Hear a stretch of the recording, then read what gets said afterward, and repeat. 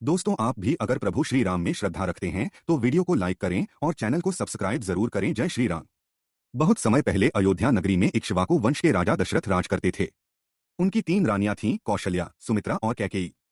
वर्षों तक संतान न होने पर उन्होंने पुत्रेष्टि यज्ञ कराया और तभी 4 दिव्य पुत्रों का जन्म हुआ, राम, भरत, लक्ष्मण और शत्रुघ्न।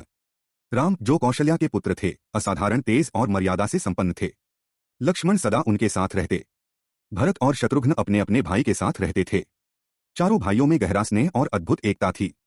मिथिला के राजा जनक की पुत्री सीता अद्वितीय रूपवती और गुणों की खान थीं। उनके स्वयंवर में शिवजी का धनुष पिनाक रखा गया था। शर्त थी कि जो इसे उठाकर प्रत्यंचा चढ़ा देगा वही सीता का वरण करेगा। अनेक राजाओं और वीरों ने प्रयास किया पर असफल रहे।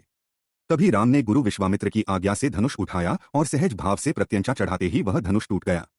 सीता ने हर्षपूर्वक राम के गले में वरमाला डाल दी। कुछ समय बाद राजा दशरथ ने राम का राज्याभिषेक करने का निश्चय किया, परंतु कैकेयी ने अपने 2 वरदान मांग लिए, एक भरत का राज्याभिषेक हो और दूसरा राम को 14 वर्ष का वनवास दिया जाए। राजा दशरथ असहाय होकर राम को वनवास भेजने को बाध्य हुए। राम ने पिता की आज्ञा मानकर सहज भाव से वन गमन किया। लक्ष्मण और सीता भी उनके साथ गए। वन में राम, सीता और लक्ष्मण ने अनेक ऋषियों और मुनियों की सेवा की। उन्होंने राक्षसों से आश्रमों की रक्षा की। शूर्पणखा नामक राक्षसी ने राम को देख मोहित होकर विवाह का प्रस्ताव रखा। राम ने मना किया तो उसने सीता को हानि पहुंचाने का प्रयास किया। तब लक्ष्मण ने उसका नाक कान काट दिया। यह घटना रावण के क्रोध का कारण बनी। रावण ने छलपूर्वक सीता का हरण कर लिया और उन्हें लंका ले गया।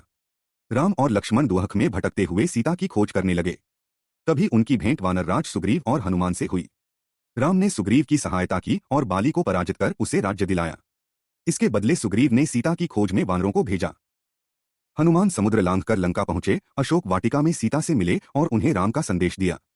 लौटकर उन्होंने राम को सीता का पता बताया। राम ने वानर और भालुओं की सेना के साथ समुद्र पर पुल बनाया, जिसे राम सेतु कहा गया।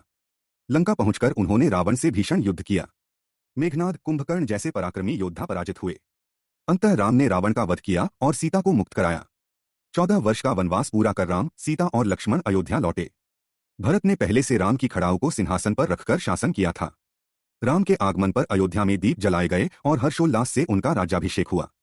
तभी से दीपावली का पर्व मनाया जाता है।